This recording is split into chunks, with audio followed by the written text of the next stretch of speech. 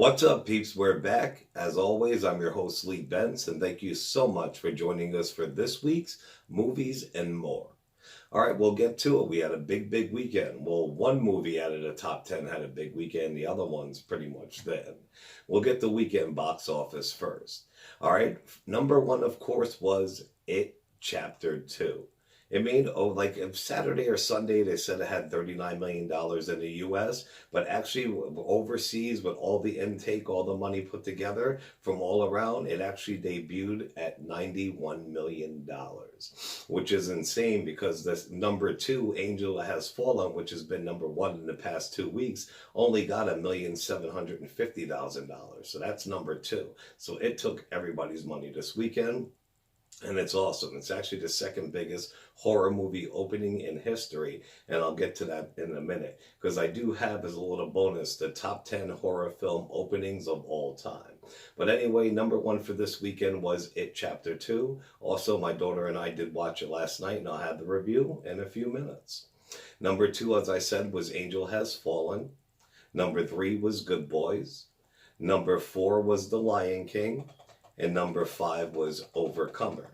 So finally, Hobbs and Shaw got knocked out of the top five. But what I have to say is an honorable mention. I seen this movie. This movie is amazing. It looked amazing. If you watch the trailer, it did. It's even better than it looks. You have to see it. And I figured it would make no money. It barely got advertised at all. It was number 12 last week. It's been out 5 weeks already, and it made number 7 this week. It's called The Peanut Butter Falcon. Now, this was a great film, and I'm so glad it's making some money. It's Shia LaBeouf. He's in it, and he befriends a mentally retarded kid. Like the kid's got Down syndrome, he's retarded, what have you. The kid's dream is to be a professional wrestler, go to wrestling school and wrestle. You know, if wrestling fans here at AEW Insider, that's one of the reasons that I wanted to watch it. But it's so amazing. So the guy pretty much talks Shia LaBeouf into taking him to wrestling school, so they go on a journey to achieve the guy's dream. It's really excellent. It's called The Peanut Butter Falcon. Definitely check it out. All right, real quick, the top 10 horror film openings of all time. Like I said, It Chapter 2 was number 2 with 91 million. The number 1 million horror movie opening of all time was It Chapter 1, which is 123.4 million. So 2 opened up about 25% less, but it doesn't matter. It's still a juggernaut, and it kicked ass. Number 3 was 2018's Halloween, 76.2 million. Number 4 was Us, 71.1 million. Number 5 was The Nun, which is crazy. Number 6 was Paranormal Activity. Number 7 was The Conjuring. Number 8 was Paranormal Activity 2. Number 9 was Friday the 13th, the remake from 2009 for 40.6 million. And number 10 was The Conjuring 2 with 40.4 million. All right, opening this week in theaters near you. We do have Hustlers. It does star J-Lo and Cardi B in her first acting role. Now, usually a movie like this wouldn't attract me at all. I would want nothing to do with it. But honestly, it looks really good, and it's a true story. I remember about reading this story a couple years ago in a paper like the New York Post. It's about strippers. Strippers do what they have to do for money like these guys, but these guys are real disrespectful, expect them to do sexual favors, what have you. So they all get together, and they plan on scheming these Wall Street guys. Like, get them so drunk and wasted, you overcharge them out of the ass, like millions. So it was a true story of what happens to these ladies. It's excellent. So definitely check out Hustlers. And J-Lo's getting a lot of buzz from her acting role in it. So we'll see. Then it also opened in this week. I really didn't even think that it was going to make it to the movie theater. I thought it would be straight to video on demand, you know what I mean, video, what have you. It's called The Haunt. If you watch Movies and More, I did cover this as a trailer a couple weeks ago. What it is that a group of friends on Halloween encounter an extreme haunted house that promises to feed on their darkest fears. The night turns deadly as they come to the horrifying realization that some nightmares are real. Now, it's produced by Eli Roth, who's an amazing director. He made such modern horror classics as Hostel, Cabin Fever, Green Inferno. So that gives me a tad bit of hope for it. So it'll probably be a limited release, who knows? But I'm excited to see it a little bit. All right, let's get to this week's reviews. I did watch two movies for you guys. The first was It Chapter 2. My daughter loves It. I loved It one. I love the original It. I still do, no matter how cheesy it is. It too didn't disappoint. And it definitely followed the book. You know what I mean, pretty closely. Besides one major point, but they didn't need that point anyway because it's dumb and everybody knows it. Not really into spoilers and all that. I will just say there is an awesome cameo in this movie that nobody I know has talked about yet, and I won't tell you who it is. But when you see it, it's fucking awesome. I was totally fanboying. But what was I going to say? Chapter 2 was good. To me, it was a tad bit too long. But it's not like I was watching a movie and I'm like, oh, is this thing going to be over? Let me get out of here. I just feel it didn't need to take the 2 hour and 40-minute runtime. It's just like It one, but they're growing up. The kids do have a good part in it. They're not in it just, very little. They're in it. They're not in it a huge amount either, but they're in it a little bit more than you think they would. But the adults, of course, this time do take full stage. Bill Hader is awesome, like everybody's saying. He's the comic relief. Another guy's funny too.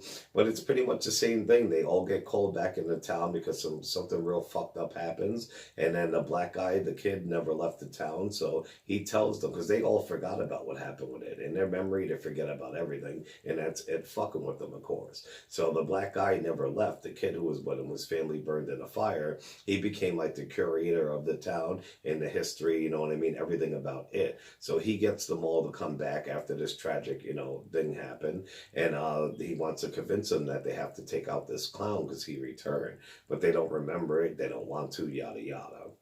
So, you know what I mean? Of course they come around, It's just crazy. It's crazy. It's vicious in it. His makeup's awesome. Bill Skarsgård did an amazing job again. There's kids that he gets, blah, blah, blah. Like I said, I won't tell you everything, yada, yada. But of course he's killing people and all that, kids and adults, which is awesome.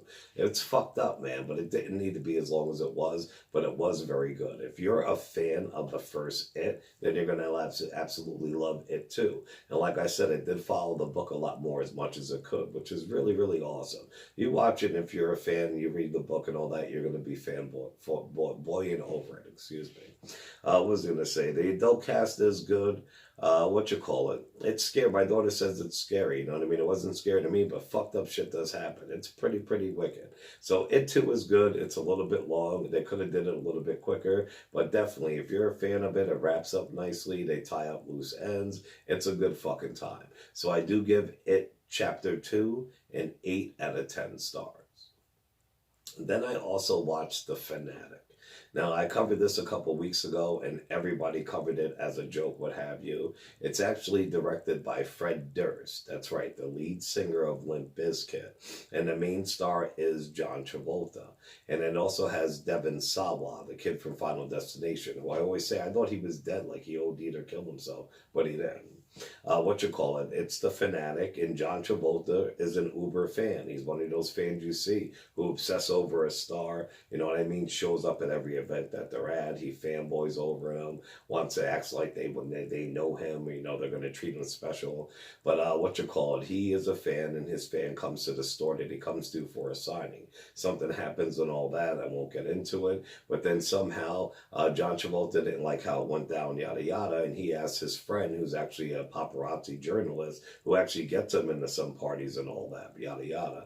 But he asked her, how do you find out where the stars live? So she tells him about the app, the map, the Hollywood stars, and he actually goes to this guy's house, and crazy shit goes down. He's in the dude's house, blah, blah, blah, whatever, and it's crazy. The kid from the Eminem video, Stan, who played this Eminem stalker, is actually the guy growing up who's getting stalked in this movie. So John Travolta is just out of his fucking mind. His portrayal of this guy is insane, and I actually felt a little bit bad for the guy, because they've said this before, if you heard any reviews on it, but they were trying to, I guess, make him, you don't know what he is. You feel really bad for him, because this guy isn't just a fan. He's like a little mentally slow. He's like half retarded. That's why he does the thing he does. And then you feel bad for him, and you feel bad for the main guy too, because of what this guy's trying to do to him. So they really didn't distinguish who's good, who's bad, whatever, because the main guy, the actor, is kind of an asshole too. So it's fucked up. But like I said on Facebook, if you do go into it knowing what it was, it's Fred Durst's first film. John Travolta's starring in it. You've seen his last movie, Gotti, and all his other misses he's had amongst his hits.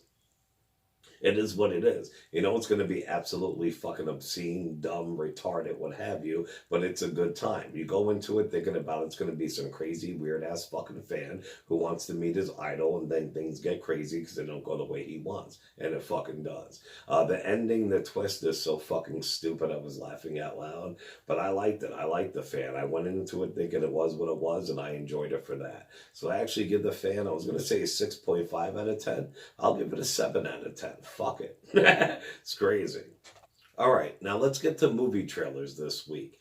The first one is called Lucky Day. It actually stars Crispin Glover. If you don't remember him, he's Marty McDad's father in Back to the Future.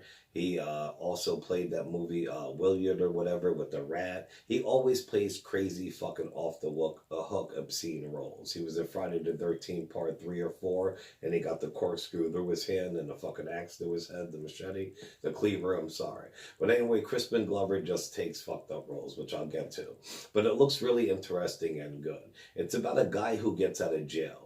The first day he's out, he's got his wife, his daughter waiting for him. He's lucky to have and be a man that has a second chance at life.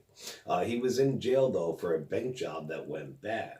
And a guy was killed in that job.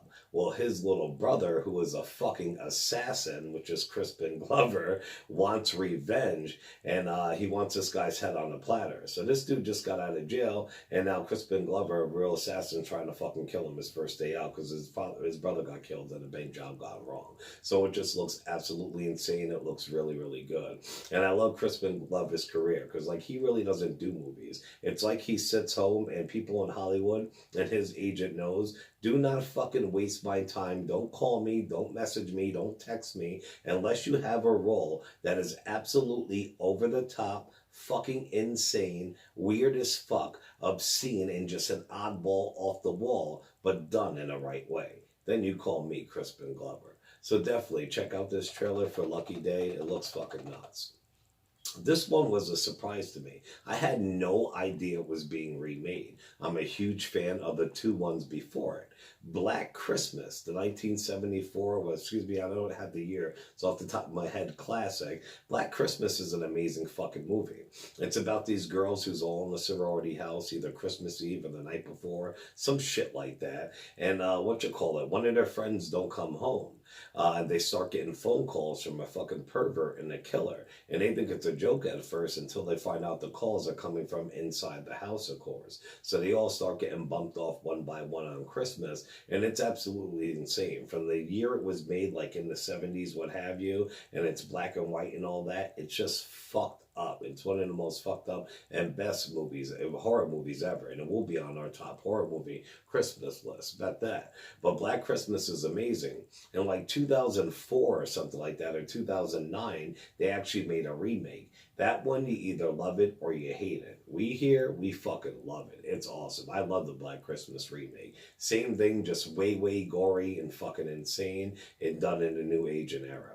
Out of nowhere, Black Christmas 2019 drops this week. I see the trailer. I'm like, holy fuck. It looks absolutely fucking horrible. It looks like the biggest piece of shit I've ever seen, and it's fucked up that they actually got to use the Black Christmas name and all that. It had to be so the company doesn't lose the rights to it, and they just wanted to put a movie out, but holy fuck, yo. It's got an all-female cast pretty much, and I'm down with chicks. Girl power, if you kick ass, that's fucking awesome. But this just looks so bad. If you watch any of the Black Christmas, you know this guy's no fucking joke. These guys, it's like they're the Goonies or Charlie's Angels at the end. They're just sorority chicks at the house. By the end, they're wrapped up in Christmas lights, Christmas wreaths, camouflage, little fucking weapons and all that, ready to take on a killer. It just looks so fucking bad, and I'm so upset that they dare put the name Black Christmas on this movie. But it will be out in a couple months. It looks fucking horrible. Another trailer that dropped this week is called Just Mercy. It stars Creed's Michael B. Jordan, Jamie Foxx, and Captain Marvel's Brie Larson. It looks amazing. It's a powerful and thought-provoking true story. Follows a young lawyer in his history-making battle for justice. After graduating from Harvard, Brian might have had his pick of lucrative jobs. Instead, he headed to Alabama to defend the wrongly condemned, people. Nobody will touch it, nobody believes. He has the support of local advocate, which is Brie Lawson. And one of his first and most crazy cases, and that he's famous for, is one of Walter McMillan. It's Jamie Foxx, who in 1987 was sentenced to die for the notorious murder of an 18-year-old girl, despite of evidence proving that he actually did it. There's evidence that proving he was innocent.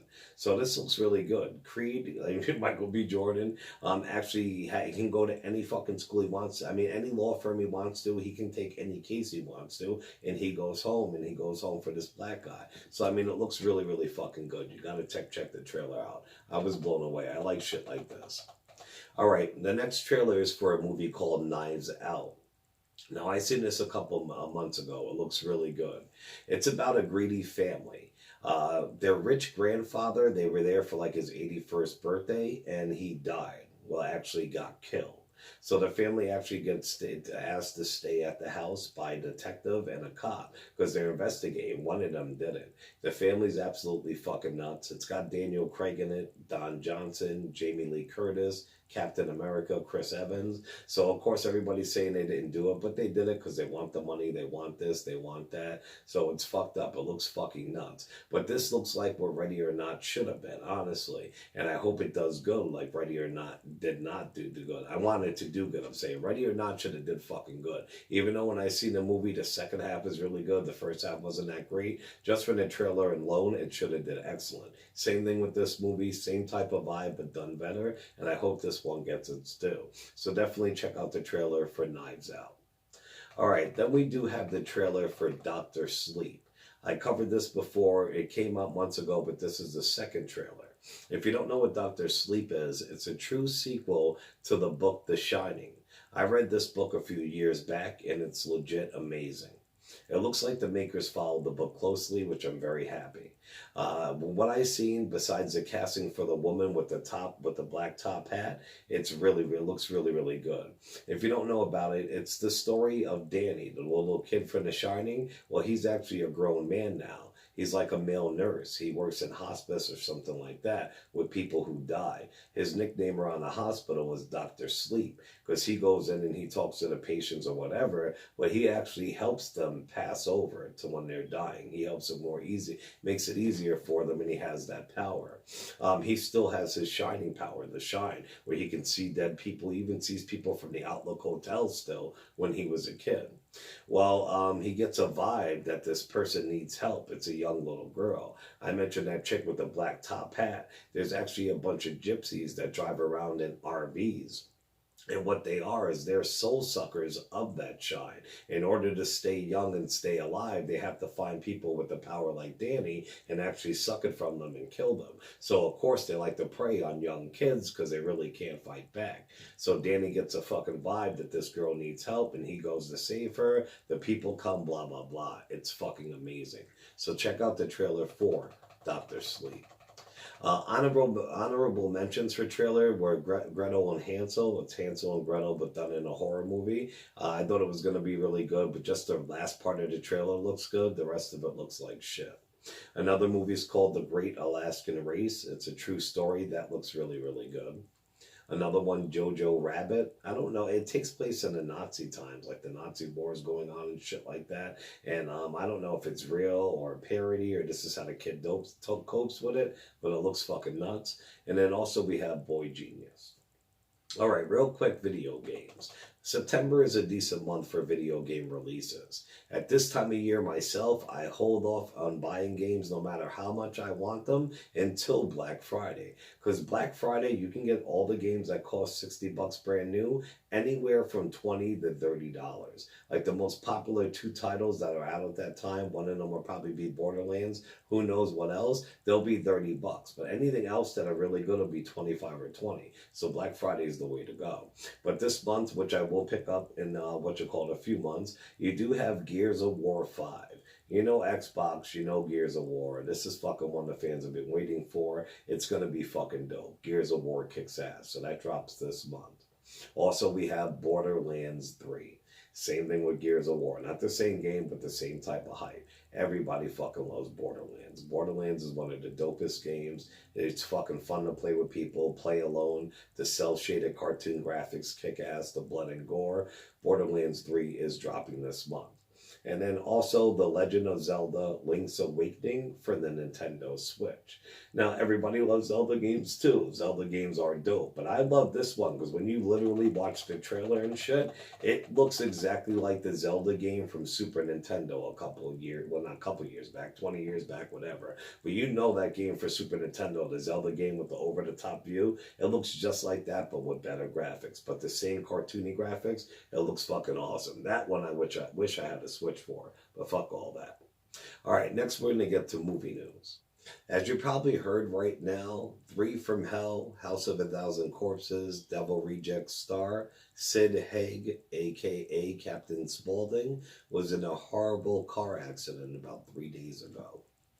As of 2 days ago, he was in the intensive care unit, and his wife or family members, what have you, just asked the public to please pray for him. So us here at the AEW Insider and horror fans and movie fans around the world, we all wish you the best, man. Sid Haig's the bomb, honestly. Speaking of Sid Haig, this movie show will be late, probably a day next week, because next Monday, my daughter and I are going to see Three from Hell. It's only in the movies Monday, Wednesday, and Thursday, I think. It's a Phantom event next week, so we're going the first night. We're going to get a commemorative poster, and it's going to be a dope fucking time. So we're going to go see Three of Hell, so I will have that movie review for you next week, so stay tuned. Universal Horror Nights kicked off last weekend. My daughter and I, once again, are legit going next year. Even though it's literally a year away, we have our plans. That's our vacation next year. Instead of doing it in the summer, we're going to wait a couple months so we can be there for fucking Horror Nights. So we're going to go 5 days next year to Universal, 3 days at Universal, 2 nights at the Horror Nights, and we'll definitely have the coverage. But definitely check it out right now on YouTube, all the videos I've been posting and what have you. They're so much fun. They've got opening night there, all the merchandise, and the houses. They actually have 10 mazes/houses this year, and some of them are from some of your favorite movies. They do have the house from the movie Us, Jordan Peele's flick that came out this year. They have Killer Clowns from Outer Space. They have Ghostbusters, plus a ton more. And if you watch YouTube, you can see them, go through them, check them out. It's a good time. So definitely check out Universal Horror Nights on YouTube, and check here for next year's version, because we will have it. All right, ex-Batman Christian Bale gave his thoughts and advice for the new Batman, Robert Pattinson. Bale said he's a good choice. Taking the role, it's a good choice of him taking the role. He's interesting. I'm sure he'll come up with something really interesting. When asked to give his advice, Bale said, the same as for Ben, the advice he gave Ben Affleck, just be able to pee by yourself. You don't feel like much of a superhero if you can't take a piss by yourself. I have no idea what that means. And Robert Pattinson said him getting cast as the new Batman did not even hit him until the first day of shooting. He's actually working with Christopher Nolan, the director of the Dark Knight trilogy, on a mysterious new thriller called Tenet. Given access, the new Batman actually had access to the director of 3 Batmans. He wasn't shy asking him for pointers. And he did ask him about movements in that. He said, it's so bizarre, Pattinson said. I was like, what a coincidence is this happening? I'm playing a new Batman. You directed the last 3 movies. It's absolutely crazy. He said, I was asking him things such as to do with the Batsuit, how to get movements, what have you, how to go to the bathroom, yada, yada. So that's pretty cool. So that's pretty much it for this week's peeps. I do this because I love it. I love movies. I love you guys. I will be doing bonus shows during the holidays. This week, I'm actually going to do a bonus show. This Friday is Friday the 13th. So I'm going to give my top 5 favorite Friday the 13th films and top 5 worst Friday the 13th films. Yes, there are that many, and yes, there are that many that do suck. Also for Christmas time, I'll be doing the top 5 Christmas movies, top 5 Christmas horror movies. For Halloween, I'll be doing the top 5 movies that we watch in this household for Halloween. So definitely stay tuned for this channel. We got good stuff coming along. I will be back in a couple days with the AEW Wrestling Podcast. And then this weekend, we will have the Friday the 13th special. And we will have a video for movies and more. And we'll have it for wrestling. So please check us out on all our social media. On Facebook and YouTube, we're the AEW Insider. On Twitter, we have the AEW Insider 1 as a number 1. All right, peace. We'll see you guys soon. Definitely check out the podcast and our channel, please. Like, share, subscribe, show a brother some love. As always, I'm your host, Lee Bentz, and thank you so much for joining us with the AEW Insider. Ciao, peeps.